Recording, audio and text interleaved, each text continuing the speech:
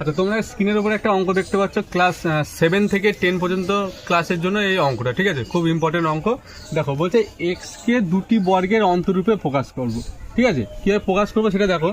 আচ্ছা, বর্গের অন্তরূপে প্রকাশ করতে গেলে না দুটো ডিজিট হতে হয়, ধরো 12 অথবা XY, ঠিক আছে? দুটো ডিজিট ছাড়া না দুটি বর্গের অন্তরূপে প্রকাশ করা যায় না।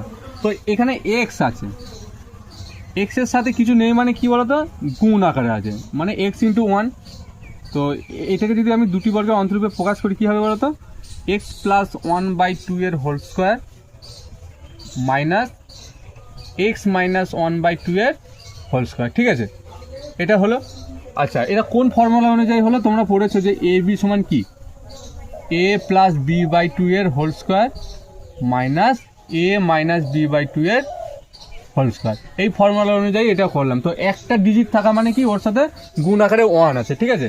সেই প্রসেসে আমি অঙ্কটা করে দিলাম। ওটা যদি তোমাদের ভালো লেগে থাকে তাহলে একটা লাইক, কমেন্ট, শেয়ার করবে। আর যদি চ্যানেলটিতে নতুন হয়ে থাকো তাহলে সাবস্ক্রাইব করে পাশে থাকবেন।